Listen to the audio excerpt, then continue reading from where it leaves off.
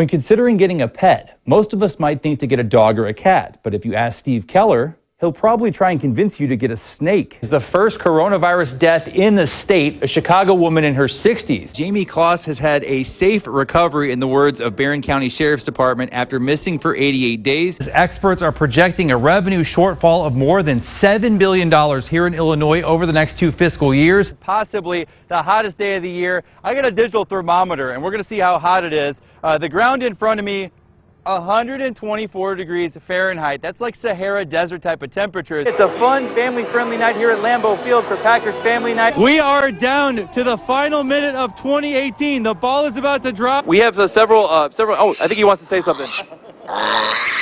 He's very excited to be on the morning show. That's what he said. Right now, WAND's Justin Razavi is live in Maroa. Justin, what does the damage look like there? Sean and Dawn, the Maroa Police Department tells me that there's only 2 buildings in the city that received significant damage as a result of tonight's storms. One is a house that lost its porch, and the other is the building behind me, a business here on Main Street called Maroa Lumber.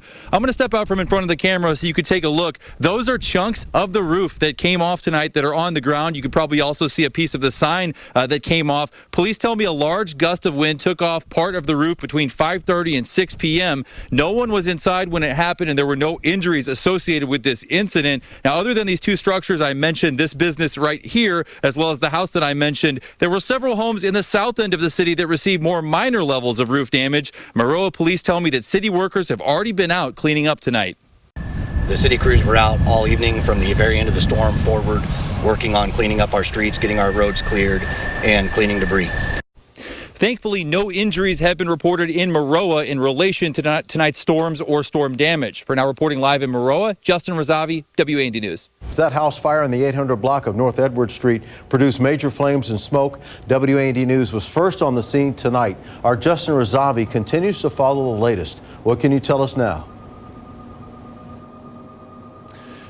Good evening, Sean. I'm here on the 800 block of North Edward Street in Decatur, where this house fire raged for a few hours tonight. I'm happy to report that the fire is out and that there were no injuries. Now, it's pretty dark out here, but let's take a look at the scene. You could probably see the fire trucks, and it may be too dark to see the house in the background, but the house is a total loss, and the roof has been destroyed. Now, let's take a look at the fire from earlier today. It was a pretty strong fire that raged for a few hours. The Decatur Fire Department responded at about 7 p.m. and found flames originating from the second floor of the house, burning through the roof. There was a large fire and a heavy smoke in the area. About 15 firefighters fought the fire for 2 hours before putting it out. The good news is this home was abandoned. It has no residents, therefore there were no injuries. And again, the Decatur Fire Department has been on scene for the last few hours, but that first responder scene is starting to de-escalate, and this fire is totally out. The cause of the fire, as of now, remains unknown. For now, reporting live in Decatur, Justin Razavi, WAND News. Tonight, the Decatur City Council approved a measure to purchase body cameras for the city's police department. WAND's Justin Razavi joins us with when police are expected to start wearing them. Justin? Dawn, Decatur Police Chief Jim Getz told me that body cameras for the police department are a win-win for both police and citizens. For police, they allow for greater capture of evidence for criminal investigations, and for citizens, they allow for greater transparency to the public. The vote passed unanimously at tonight's city council meeting. 118 body camera systems are expected to be purchased for the department over the next few months.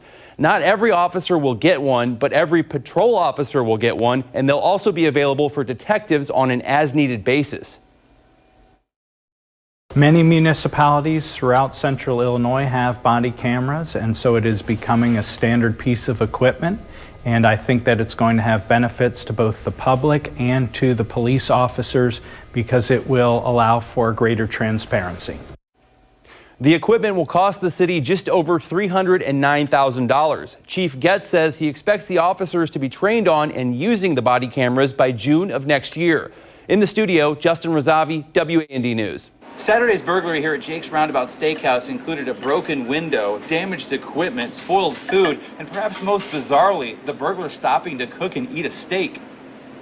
This is what Kurt Hins, owner of the restaurant, saw when he came into work Saturday morning. Immediately I was a little upset that somebody actually come in and completely trash the place. Food pulled out and spread out on the cooler, spoiled due to the 100+ degree temperatures in the kitchen. Broken glass from smashed alcohol bottles and the beer taps pushed forward, emptying all of the kegs. Several gallons of oil spilled all over the floor, damage to the cash register, jukebox, and gaming machines, and the remainder of the steak the burglar cooked and ate in the middle of his caper.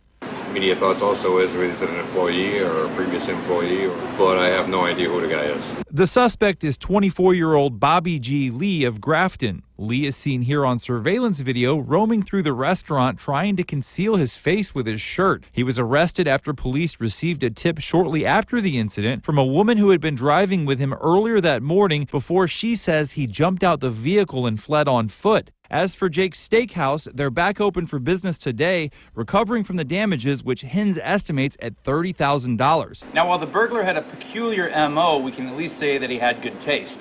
Reporting in Sheboygan, Justin Razavi, Local 5 News. I had a job for 4 years. Then, like, all of a sudden, overnight, I lost my job. When I lost my job, I lost everything. I went homeless. I've been sleeping on the streets. At the end of September, Jackie Pettis became homeless for the first time at age 47. I couldn't pay for anything. I didn't have no income.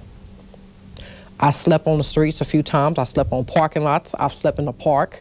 I've slept like in cubby holes, wherever, in the back of like empty U-Hauls. I can keep going. Jackie says the experience was stressful and scary. I was just hoping God don't nobody do nothing to me. I hope don't nobody try to attack me, rape me, kill me, jump on me, any of that. Just please let me make it through the night. After 2 weeks on the streets, Jackie received her final paycheck and an unemployment check, giving her the money to purchase a car, which she began sleeping in. During the day, that's when I be out looking for jobs and stuff. I sleep in the car at night. Jackie then got a break when the Salvation Army's warming center in Springfield opened their doors at the end of October, giving her a warm place to stay, at least for now. The warming shelter offers me a peace of mind, safe. I feel safe more than anything. Jackie isn't alone. Erica Smith, executive director for the Helping Hands Homeless Shelter, estimates 200 to 300 people are homeless in Springfield on any given day. Most of them not much different from you or me. Most people who are homeless, it's a very temporary thing. They lose a job, they have a medical emergency. It is that perfect storm that honestly could happen to most of us. Erica says people who are chronically homeless are probably more visible, but they are the minority. The people who you see on the street are people who are chronically homeless, and those issues are much more complex. If you feel compelled to hand that person the $5, hand it to them. I'm not telling you what to do with your money, but I can tell you that most of the time what you are doing is fueling addiction. Erica and Jackie both say, regardless of why you believe a person is homeless, to respond to them with kindness. You don't necessarily know their story, and you could be them if the circumstances in your life were different. Don't never knock a homeless person, because it can happen to you. Reporting in Springfield, Justin Razavi, WAND News. He's so strong that he broke the seat off.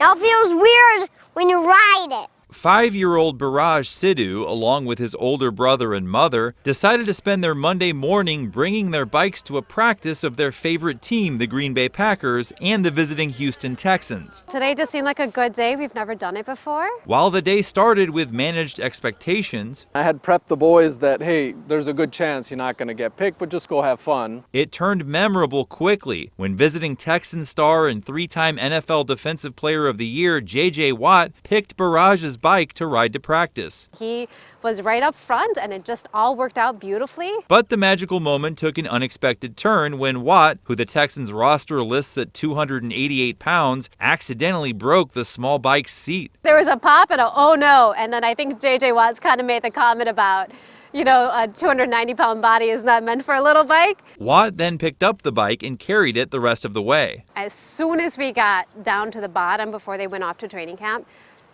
one of his staff came up to me and just graciously offered and said JJ wanted to pay for a new bike for him. It was a very touching moment for us to see his generosity. While his bike may no longer be usable, Biraj seems overall pleased with his interaction with the NFL superstar. He spent Monday drawing a picture of himself with and writing a letter to his new friend. JJ Watt, it was so fun with you riding my bike. Reporting in Grand Chute, Justin Razavi, Local 5 News.